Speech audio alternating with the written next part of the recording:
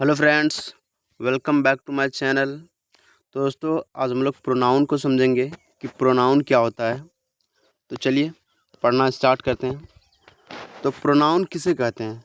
इसका English definition है, a pronoun is a word that is used in a place of a noun to avoid repetition. मतलब pronoun वह शब्द है जो नाउन यानी संज्ञा के स्थान पर प्रयोग किया जाता है ताकि बार बार नाउन दोहराना ना पड़े। एग्जाम्पल के लिए, Ram is a good boy, Ram goes to school, Ram plays cricket. तो यहाँ पर जो बार बार राम आ रहा है थोड़ा सुनने में थोड़ा अजीब लग रहा है। वही सेंटेंस अगर हम इस तरीके से पढ़ें, Ram is a good boy, he goes to school, he plays the cricket, तो यह सुनने में अच्छा लगता है। तो यहाँ ही शब्द जो है राम के स्थान पर आया है, इसीलिए ही प्रोनाउन है। इतना तक समझ गए? अब चलिए समझते हैं प्रोनाउन के प्रकार के बारे में। तो टाइप ऑफ प्रोनाउन यानी प्रोनाउन के प्रकार।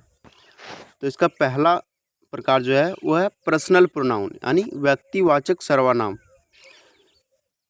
इसका हिंदी डेफिनेशन है, जो किसी व्यक्ति या वस्तु के लिए प्रयोग होता है उसे पर्सनल प्रोनाउन कहते हैं। एग्जाम्पल के लिए, आई मतलब मैं, वी मतलब हम, यू मतलब तुम, आप दोनों होता है इसका मतलब, ही मतलब वह लड़के के लिए, सी मतलब वह लड़की के लिए, इट, दे, ये सब्जेक्ट फॉर्म और ऑब्जेक्ट फॉर्म दोनों होता है। ये जो I, we, you, he, she, it and they, ये जो है ये सब्जेक्ट फॉर्म है और ये ऑब्जेक्ट फॉर्म में I, me, we, us, he, him, she, her, they, them, ये ऑब्जेक्ट फॉर्म में आता है। एग्जाम्पल इसका है, I am a student, she loves me, they called us. चलिए इसको 2 नंबर पढ़ते हैं।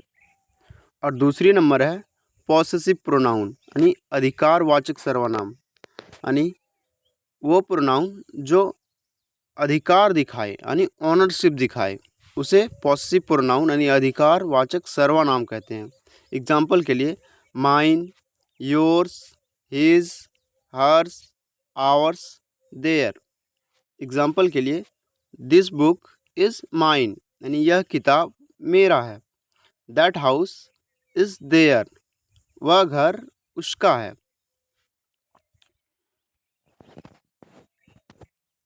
इसमें थोड़ी नोटिस करने वाली बात है, इसमें जो एग्जाम्पल है दिस इज़ माई बुक, ये पॉसेसिव एडजेक्टिव है क्योंकि ये कहीं रखा हुआ किताब है और बता रहा है कि दिस इज़ माई बुक यानी यह मेरा किताब है। लेकिन दूसरी सेंटेंस में बता रहा है दिस बुक इज़ माइन, मतलब इसमें अधिकार जताते हुए बता रहा, तो ये पॉसेसिव प्रोनाउन है। हम लोग यहाँ तक समझ गए। चलिए 3 नंबर समझते हैं। तीसरा नंबर है रिफ्लेक्सिव प्रोनाउन यानी निजवाचक सर्वनाम। जब सब्जेक्ट और ऑब्जेक्ट एक ही व्यक्ति हो उसे रिफ्लेक्सिव प्रोनाउन कहते हैं यानी निजवाचक सर्वनाम। एग्जाम्पल के लिए, myself, yourself, himself, herself, itself, ourself, themself. इतना। इसका एग्जाम्पल है, आई हर्ट माई सेल्फ, मतलब मैंने खुद को चोट पहुंचाई। और दूसरा एग्जाम्पल है, she complete the work herself, मतलब उसने काम खुद ही पूरा किया। यहाँ तक समझ गए। अब चलते हैं चौथा नंबर। चौथा नंबर है डेमोस्ट्रेटिव प्रोनाउन यानी संकेतवाचक सर्वनाम। जो किसी चीज़ की ओर संकेत करे वह डेमोस्ट्रेटिव प्रोनाउन यानी संकेतवाचक सर्वनाम कहलाता है। एग्जाम्पल के लिए, दिस, दैट, दिस और दोज। एग्जाम्पल के लिए, दिस इज़ माई पेन, यह कलम मेरा है, और दूसरा दोज आर मैंगोज, यानी ये आम है। यहाँ तक समझ गए। अब चलते हैं पाँचवा नंबर। पाँचवा नंबर है इंट्रोगेटिव प्रोनाउन, यानी प्रश्नवाचक सर्वनाम। जो प्रश्न पूछने में प्रयोग होता है उसे प्रश्नवाचक सर्वनाम कहते हैं, यानी इंट्रोगेटिव प्रोनाउन। एग्जाम्पल के लिए who, whom, which, what, whose. Example है इसका सेंटेंस इस प्रकार बनता है, हु आर यू, तुम कौन हो, विच इज़ योर बुक्स, यानी कौन सी बुक तुम्हारी है। हाँ। 6 नंबर है रिलेटिव प्रोनाउन, यानी संबंधवाचक सर्वनाम, यानी जो दो वाक्यों को जोड़े उसे रिलेटिव प्रोनाउन कहते हैं, यानी संबंधवाचक सर्वनाम कहते हैं। एग्जाम्पल के लिए हु, होम, विच, दैट, होज। इसका एग्जाम्पल है sentence, the boy who is playing is my brother, यानी जो लड़का खेल रहा है वह मेरा भाई है।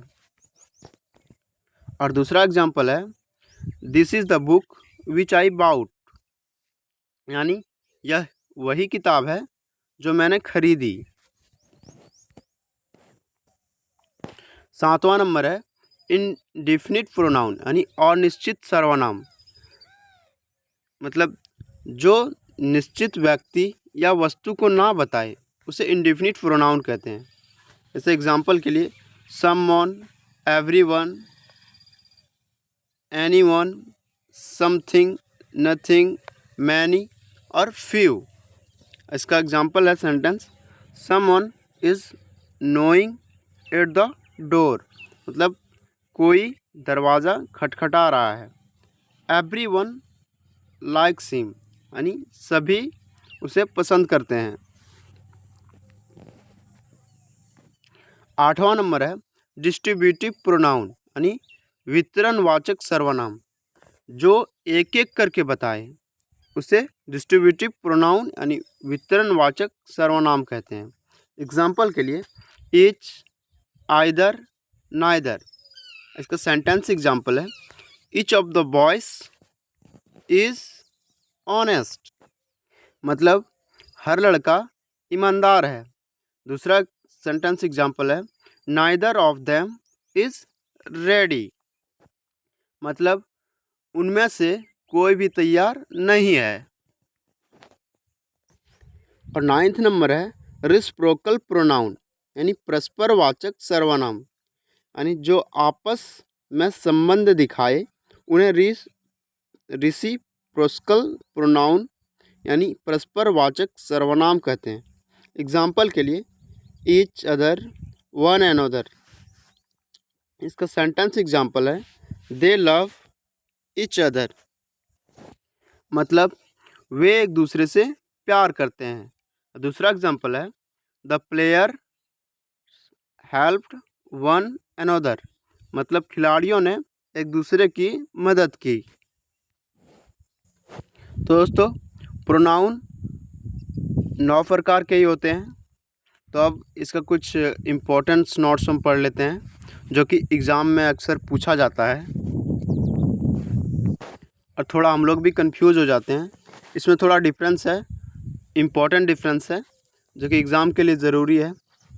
हु और होम, यानी हु जो है वो सब्जेक्ट है बट होम जो है वो ऑब्जेक्ट है।